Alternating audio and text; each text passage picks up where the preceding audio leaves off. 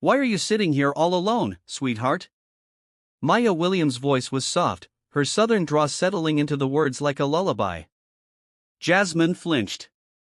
The question caught her off guard, not because it was intrusive, but because it was the first time anyone had acknowledged her all night. She blinked and turned her head slowly, unsure if she'd imagined it. But there Maya was, crouched ever so slightly, her tray balanced perfectly, her eyes warm and steady in the sea of glittering gowns and champagne flutes. No one had spoken to Jasmine, not once, not even a polite nod. The guests passed her like she was furniture. No, less than that. She was scenery. And then came this woman, a catering staff member of all people, breaking through that frozen silence with a single sentence that hit Jasmine like a wave. Her throat tightened. The reception hall at Whispering Pines Resort in rural Texas glittered with excess gold and ivory decor, chandeliers like upside-down galaxies, and a jazz quartet near the bar playing a rendition of Cheek to Cheek. It was a party designed to impress. But in a quiet, dim corner near the service entrance, Jasmine Langley, 16, sat in her wheelchair, the folds of her midnight-colored dress cascading like shadows. Maya had passed by several times that evening. The first time she noticed Jasmine sitting quietly with her hands folded neatly. The second she noted that no one had approached her. By the third pass, Maya's brow furrowed.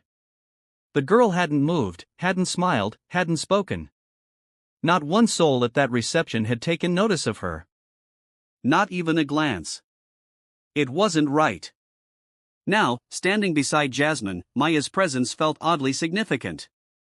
She wasn't just offering a canopy or pouring wine. She was acknowledging something deeper. A dignity, a presence, a story waiting to be seen. "I'm fine," Jasmine replied quickly, her voice taut, defensive, but her fingers betrayed her, nervously twisting the edge of her skirt. Maya tilted her head slightly, her expression unreadable, but kind. "You don't look fine. And if I may say, this party's missing its brightest spark." That almost made Jasmine laugh. Almost. "Everyone's busy," she said, trying to sound nonchalant. "I'm just not part of it." And it wasn't a lie. She had arrived earlier with an aide who had helped her out of the van and into her chair, wheeling her straight to a corner near an enormous vase of white lilies. From there, the world had spun without her. Even the wedding photographer had asked her to move slightly out of the frame. "I don't belong here," Jasmine murmured. "This isn't really my kind of scene." Maya glanced around the room, guests toasting, snapping photos, gossiping over lobster puffs. "Oh, honey, it ain't that you don't belong. It's that they forgot how to see people who remind them of life's hard truths." The words hung in the air. Jasmine swallowed, the sting catching her by surprise. She looked at Maya again properly this time and saw the wisdom behind those brown eyes, the lines that spoke of endurance more than age. "I used to dance," Jasmine said suddenly. The words escaped before she could reconsider. "Before the accident, I was going to be a choreographer." Maya's expression softened. "Is that so?" "My youngest, Tasha, used to watch dance competitions on television and copy every move. Nearly broke the coffee table trying to do a pirouette." Despite herself, Jasmine smiled. "I was on the junior dance team at Lincoln High. Then we were driving to a benefit gala last year. Truck ran a red light." Her voice faded. "I'm sorry," Maya said, the sincerity in her voice unmistakable. Jasmine shrugged with one shoulder, the other stiff. "They said I might regain partial mobility, but it's slow. My dad, he hasn't danced either. Not since. He used to be strong. CEO of Langley Holdings. You should have seen him before the stroke." Maya eased herself onto the edge of a nearby banquet chair, her tray still steady in one hand. "Funny thing about dancing," she said. "People think it's all legs and rhythm, but really, it's about listening to the music, to yourself, to who you want to be again." Jasmine stared at her. Maya wasn't like the other staff, all rushing and avoiding eye contact. There was a gravity to her, a grace that had nothing to do with her uniform. "Did you ever dance?" Jasmine asked. Maya nodded slowly. "Tap dancer. Atlanta, 1985. Nothing fancy, church halls, local recitals. Until I lost my foot to diabetes. But in my mind, I never stopped. Every Sunday when the choir starts, I still dance in my bones. For a moment, two worlds, one of mahogany boardrooms, another of linoleum church halls, sat side by side in perfect silence. Two women, one young and one seasoned, sharing something no one else in the room could see. Then came a voice, sharp and sugar-coated. "Maya, please get back to serving table 12. They're waiting on appetizers." Cynthia, Robert Langley's personal assistant, had appeared. Her makeup flawless, her smile as crisp as her tone, her stilettos tapped an impatient rhythm against the marble floor. Maya stood unshaken. "Of course, ma'am, just making sure this young lady didn't need anything." Cynthia barely glanced at Jasmine. "She's fine. She has everything she needs." But Jasmine saw it, the way Maya's jaw tensed. The flicker of protectiveness that almost made her speak back. "Almost." Cynthia leaned toward Jasmine and whispered. "Best not to fraternize with staff, darling. It makes people talk." Jasmine said nothing. But something stirred inside her. A flicker of who she used to be. On a stage under hot lights, twirling without apology. She watched Maya retreat into the crowd. Her tray lifted once more, weaving through sequins and champagne bubbles like a quiet protest. "Why are you sitting here all alone?" Maya had asked. And for the first time all evening, Jasmine began to wonder that herself. If you've ever felt forgotten in a crowded room, press like and tell us where you're watching this from. We promise someone nearby might just be listening, too. The music swelled as another tray of champagne flutes floated past Jasmine's eyeline. She sat motionless, still near the lilies, her fingers tracing the grain in the armrest of her wheelchair. The words Maya had spoken lingered in her mind like embers that refused to die. "Funny thing about dancing, it's about listening to who you want to be again." Jasmine had always known silence. She'd grown up as the quiet daughter of a loud man. Her father, Robert Langley, CEO of Langley Holdings, commanded every room with the same presence he brought to board meetings. He used to say, "When I walk in, the air changes." And it always did. People stood straighter, laughed louder, scrambled to impress. Jasmine never minded his intensity. It made her feel safe, tethered. But after the accident, and then the stroke, that presence became a ghost. It happened almost exactly a year ago. They had been on the way to a charity gala in Houston. She was wearing silver heels she'd begged her father to let her borrow. She remembers the laughter in the car, his teasing about her dancing like a windmill, then glass, screaming, a smell she'll never forget. Her spine had compressed in two places. Her father had a stroke 3 days later from the stress. Neither of them had danced since.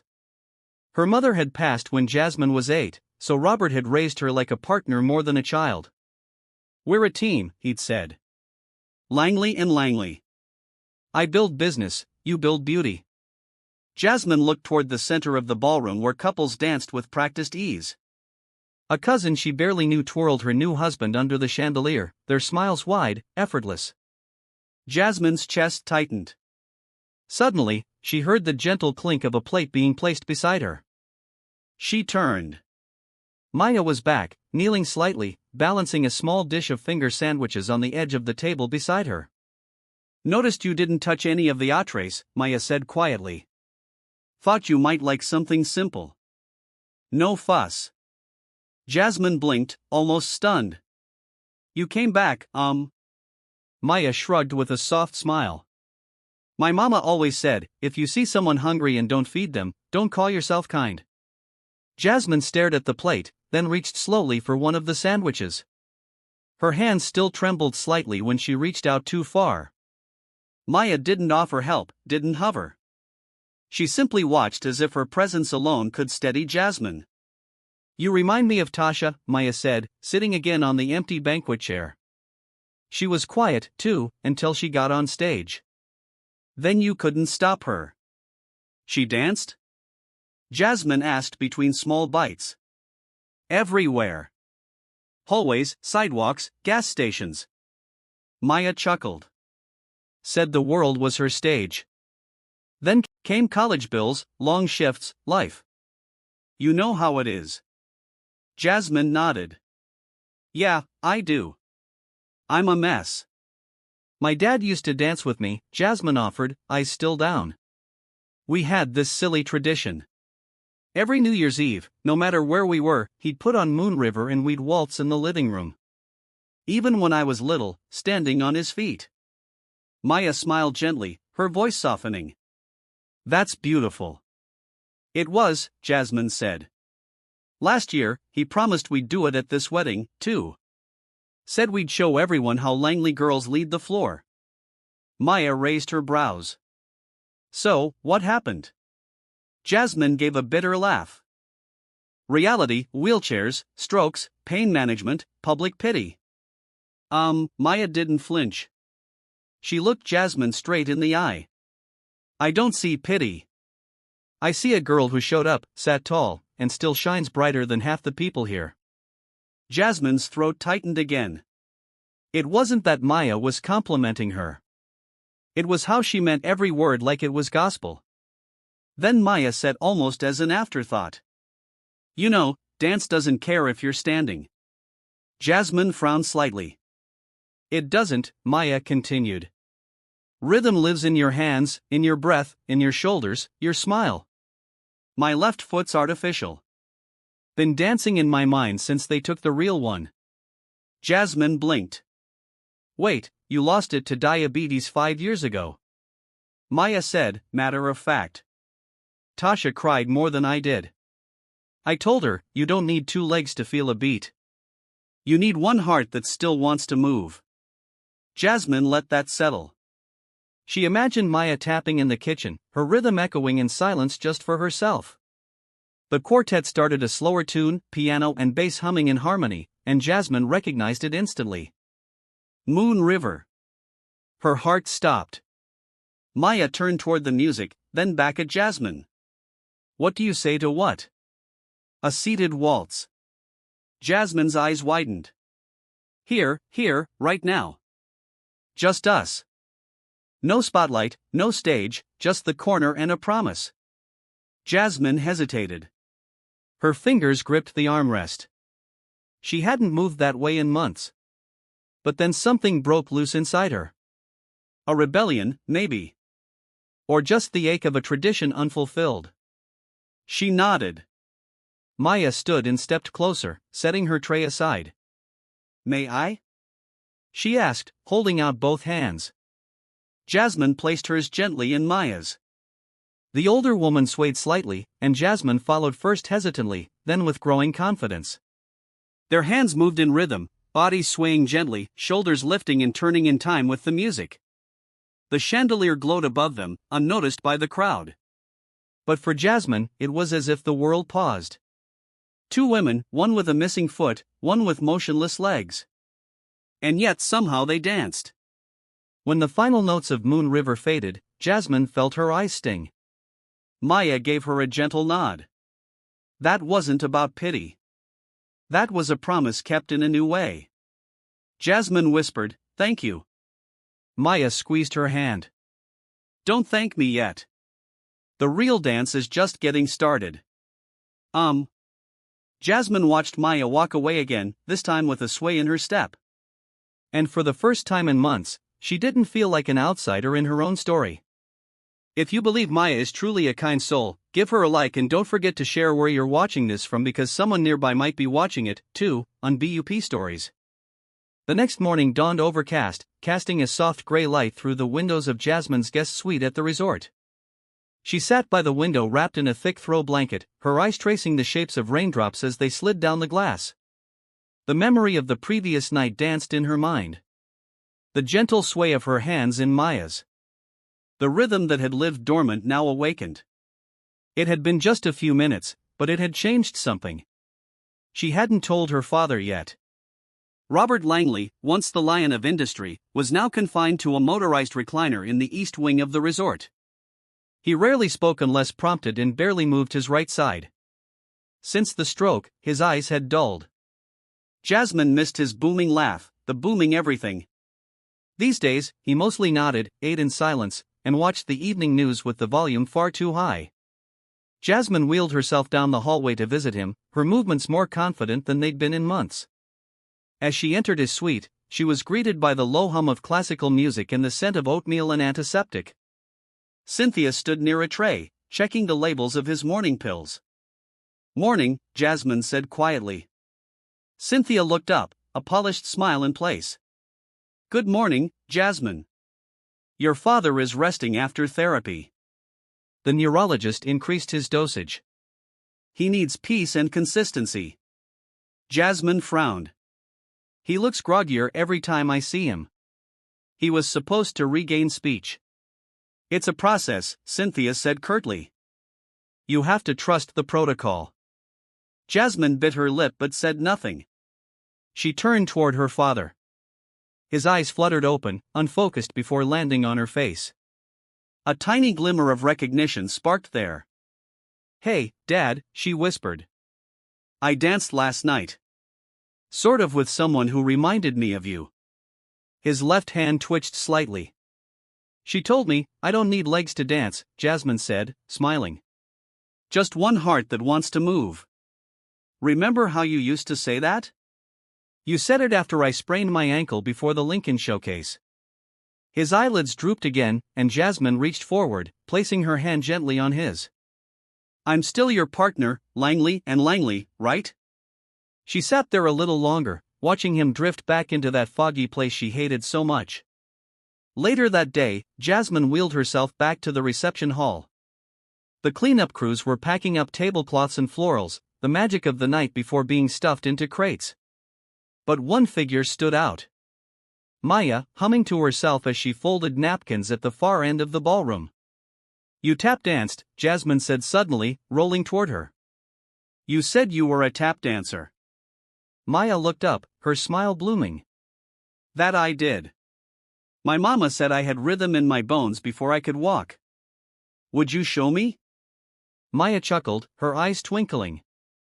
"Sweetheart, I haven't tapped for an audience since 1998. And that was at a Baptist fundraiser where half the people were clapping offbeat." Jasmine tilted her head. "Please." There was something in her voice that made Maya pause. It wasn't just curiosity. It was need. A quiet hunger for something lost. Maya glanced around. The hall was mostly empty now, just the dull hum of vacuum cleaners in the background. She reached down, tugged her left pant leg slightly, revealing a sleek carbon fiber prosthetic. "All right," she said, stepping into the cleared dance space near the archway. With a deep breath, she stood tall, one hand on her hip, and began. The rhythm was slow at first, a series of soft heel taps and toe shuffles that echoed across the marble. Then came the signature triplet, heel, heel, toe, toe, heel, toe. Maya's face changed, her posture straightened, her eyes closed briefly. She wasn't just dancing. She was remembering. Jasmine sat transfixed. Maya ended with a crisp spin and a final stomp, then opened her eyes to see Jasmine applauding with wide, tearful eyes. "I felt every beat," Jasmine said. "That's how you know it was real," Maya replied, breathless, but grinning. Suddenly, from across the hall, the sharp clack of heels broke the moment. Cynthia was approaching, a clipboard in hand, and a look of disapproval etched across her face. "Miss Langley," she said tightly. "You have a family therapy session scheduled in 10 minutes. We need to keep to the itinerary." "I didn't see that on the board," Jasmine replied, her tone cool. "It was just added. Your father's doctor insists on structured interaction. This," she gestured toward Maya, "is not part of the plan." Maya raised her chin. "We were just stretching muscles, mind and body." Cynthia gave her a thin smile. "I'm sure the kitchen needs you back." I'm on break," Maya said evenly. Jasmine looked from one woman to the other, tension crackling between them. "I'll be there in a few minutes," she said finally. "But I'm not done talking to Maya." Cynthia's eyes narrowed, but she turned on her heel and left without another word. Jasmine let out a long breath. "She always acts like she owns the place." "She's scared," Maya replied softly. Of what? Of anyone who reminds her she's not in control. People like us, folks with scars, we mess with people's illusions. Jasmine considered that. Can you teach me to tap? She asked suddenly. Maya smiled. Yes, ma'am. But first, we start with rhythm. Let your fingers find it. They practiced together for 10 minutes. Maya clapped and tapped on the floor, guiding Jasmine's hands to mimic the beat. Tap, tap, pause, tap. Jasmine grinned. It wasn't dancing. Not yet, but it was something. It was movement. As Jasmine wheeled back toward her father's suite later, something in her felt lighter. The rhythm still thumped softly in her palms. She didn't know it yet, but that moment would be the first stone in a path that would challenge everything. Family, trust, and the thin line between silence and voice. And somewhere in that ballroom, Maya's final stomp still echoed like a quiet declaration. We are still here. We are still moving. Later that week, the Langley family held a private dinner in one of the smaller resort salons. It was supposed to be a relaxed gathering, just immediate family and close associates. But for Jasmine, it felt more like a corporate meeting disguised with floral centerpieces and overpriced wine. She sat at the far end of the table next to her father's wheelchair. His eyes were alert tonight, more so than usual, and she took that as a small victory. Across from her, Cynthia spoke softly to a board member's wife about company expansion plans as if Jasmine wasn't present. Her father nodded occasionally but didn't speak. A waiter arrived with a tray of appetizers. Jasmine noticed the uniform immediately, but the face was different. No Maya. A small knot tightened in her stomach. Excuse me, she said quietly to the waiter. Is Maya working tonight? He blinked, startled that she had spoken. She's been reassigned to kitchen prep. Jasmine's eyes narrowed. Why? I'm not sure, miss. Orders from management, I think. Jasmine felt the knot tighten into something sharper. She looked down the table toward Cynthia, who now sipped her wine like someone who had won a quiet battle. After the dinner, Jasmine didn't wait. She rolled straight to the staff entrance behind the ballroom, ignoring the looks from other guests and staff alike. She pressed the service bell. A moment later, a kitchen assistant peeked out. Can I help you? I'm looking for Maya Williams. The assistant hesitated. She's on break. Break rooms through the back corridor. Second left. Jasmine thanked him and wheeled forward, her heart thudding. As she turned the corner, she saw Maya sitting alone on a plastic chair, sipping tea from a paper cup. Her shoes were off and her prosthetic rested beside her on the floor. Maya looked up, startled, then broke into a smile. Well, look who rolled in. I heard they reassigned you. Maya shrugged. Kitchen's quieter. They think I'll cause less of a distraction back here. Jasmine clenched her fists on the armrests. This is because of me, isn't it? It's not about blame, honey, Maya said. It's about roles. People like Cynthia don't like the lines blurred between staff and guests. Especially not when it comes to daughters of CEOs dancing with women like me. Jasmine lowered her voice. You're not just staff to me. You're the only person here who actually sees me. Maya reached down, sliding her prosthetic foot back on and strapping it. That's kind of you, but kindness don't change policies. What matters is what you do next. Jasmine was silent for a moment. Can I do something? I mean, to help. Maya smiled faintly.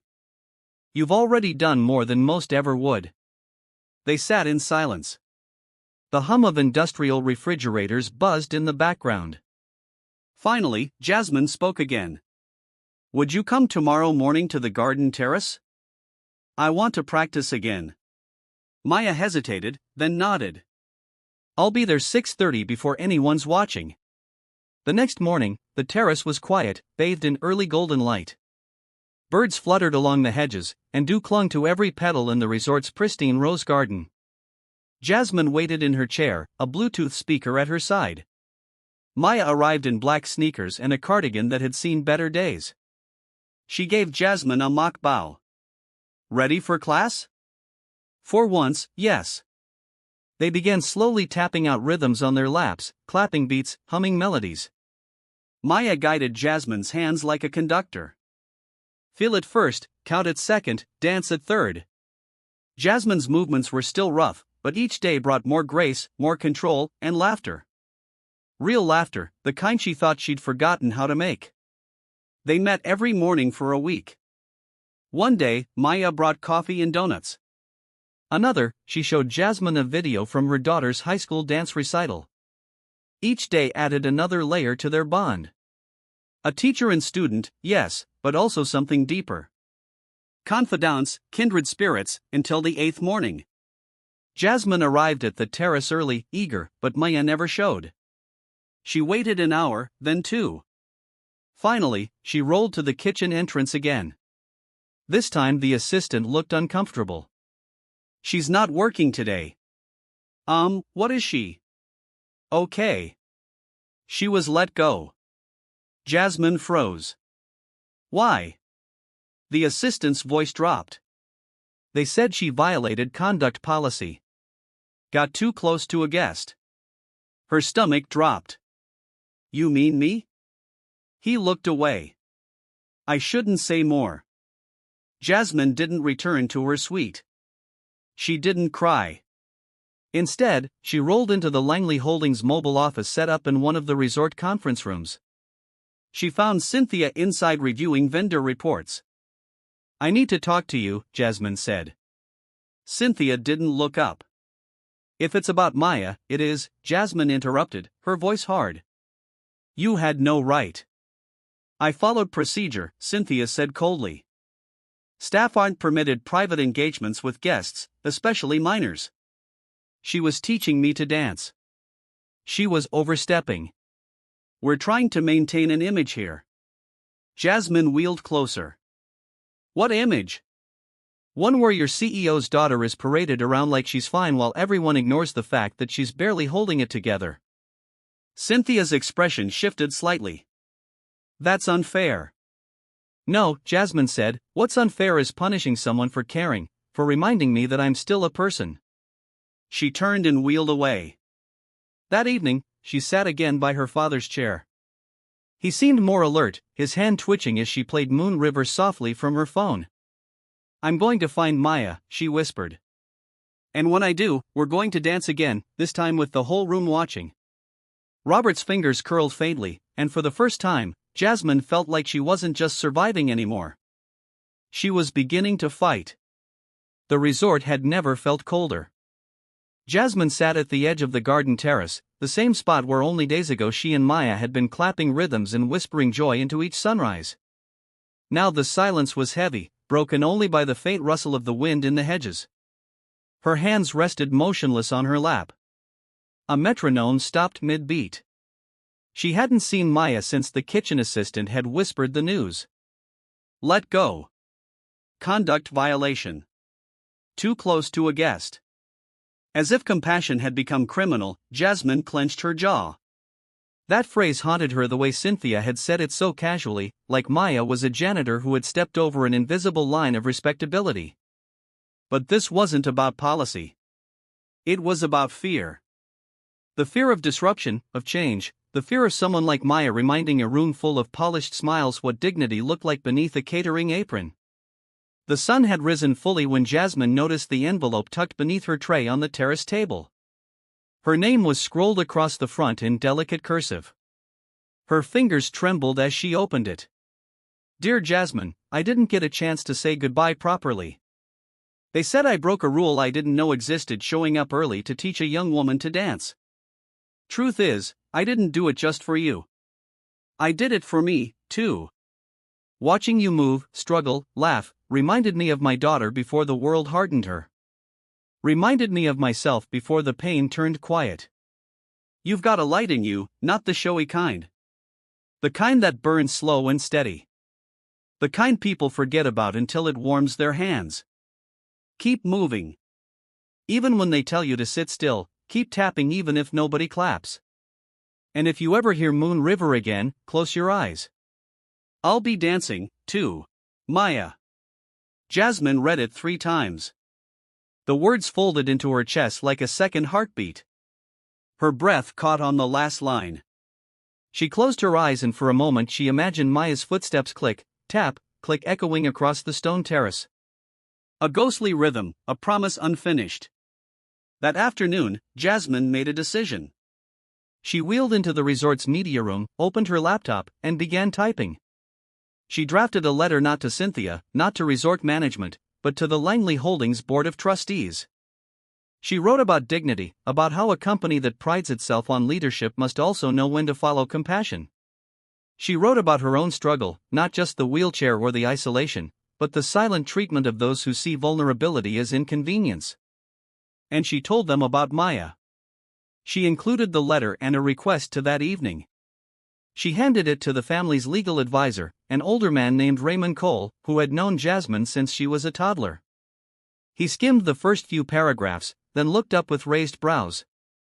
"You wrote this." "I lived it," Jasmine said. Raymond nodded slowly. "You know this will make waves." "I'm counting on it." 2 days later, the board met privately at the resort. Jasmine wasn't invited, but she didn't need to be. She had already spoken in the language they respected. Documentation, clarity, and quiet conviction. The next morning, a knock came at her door. Raymond entered, carrying a manila folder. "You caused a stir," he said with a half smile. "Good," Jasmine replied. "What did they say?" "They're considering it." Officially, Maya's employment wasn't terminated, just suspended pending review. Jasmine's eyes lit up. "So, there's a chance." "There's more than a chance." Raymond leaned in. "One of the board members told me off the record that your letter reminded them of why this company was founded. Not just profit, pride, legacy, humanity." Jasmine let out a slow breath. She deserves more than just a second look. She deserves a spotlight. That same day, Jasmine began planning something bigger.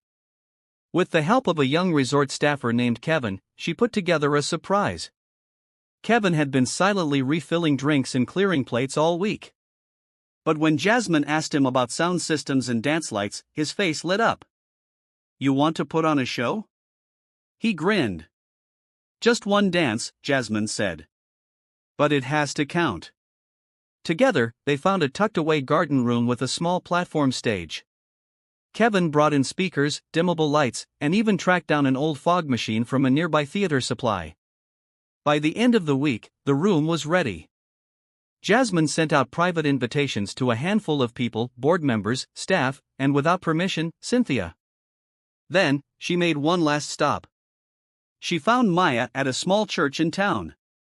It took calling 3 local congregations and bribing a taxi driver, but she found her sitting in the back row of an afternoon choir rehearsal, humming along with the altos. Maya turned as Jasmine entered, surprise softening into something deeper. "Well, now," she said. "Look what the wind blew in." "Oh, I need one more dance," Jasmine said. "And this time the room will be watching." Maya blinked. "Jasmine, I've got the space, the music, and a spotlight. All I need is my partner." There was a long pause. Then Maya rose slowly, her voice steady. "Well, child, let's give them something they'll never forget." The soft hum of anticipation filled the garden ballroom as the lights dimmed. Jasmine sat off stage in her wheelchair, hidden behind a curtain of ivy and string lights, her palms slightly damp. This wasn't the kind of ballroom meant for wheelchairs in quiet defiance. It was designed for gala gowns and smooth-heeled twirls. But tonight it would become something else entirely. Outside, guests began to arrive, each one having received Jasmine's carefully worded invitation. They were board members, Langley executives, a few local employees, and even Cynthia, who entered last in a gray pantsuit, clutching a leather folio like armor. She took a seat near the back, eyes already scanning for signs of trouble. Jasmine peeked through the curtain. Her heart pounded. She spotted Raymond seated in the front row, giving her a subtle nod. Next to him, her father's wheelchair had been rolled in by his caregiver. a blanket tucked over his legs. Robert Langley's face was still, but his eyes were open and watchful. That was enough. A low chime echoed across the room. Kevin dimmed the lights further, and a single spotlight bathed the center of the platform stage. The hush was complete. Then Maya walked out. She wore a soft flowing blouse and black slacks. Her posture tall and measured. No catering uniform, no tray in hand, just her presence quiet and commanding. The room shifted. Whispers started. Cynthia's eyes narrowed. Maya didn't flinch. She moved to the center of the stage and waited.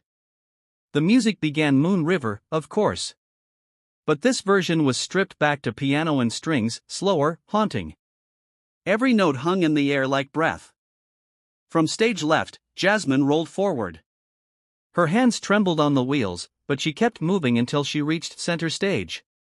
The spotlight widened to include her, then silence again. Maya stepped closer, holding out both hands. Jasmine placed hers gently on top. They began to move. It wasn't a traditional dance. Maya stepped in slow rhythm and Jasmine's upper body mirrored her, her arms swaying, fingers fluttering like wings. They circled each other, one standing, one seated yet somehow perfectly in sync. When Maya tapped lightly on the stage, Jasmine echoed the rhythm with her palms against the wheelchair's frame. The audience sat transfixed. Somewhere in the second verse, Maya turned slowly, guiding Jasmine in a pirouette with her chair. The move was small, nearly imperceptible, but it changed everything. It was no longer just a girl in a wheelchair. It was a dancer reclaiming the floor she had been denied. At the final note, Jasmine extended one hand skyward. Maya took it, bowed her head, and kissed Jasmine's fingers with quiet reverence. Silence, then the applause, not the polite clapping of executives trying to impress. This was something more. It started with Raymond rising to his feet. Then others followed. Even some of the kitchen staff who had snuck in through the back clapped and cheered. One woman near the aisle wiped her eyes. Another called out, "That's how you teach the world." Cynthia didn't stand, but she didn't leave either. Backstage, Jasmine exhaled. Her body shook from adrenaline and emotion. "You did it," Maya whispered, kneeling beside her. "No," Jasmine said, smiling through tears. "We did." Suddenly, there was movement near the curtain. Raymond stepped in, followed by two board members, Mrs. Bennett and Mr. Traz, both known for their conservatism. They looked at Maya, then at Jasmine. Mrs. Bennett spoke first. "Miss Langley, that was extraordinary." Jasmine nodded, still catching her breath. "Thank you." Mr. Traz cleared his throat. "Miss Williams, your suspension is lifted effective immediately."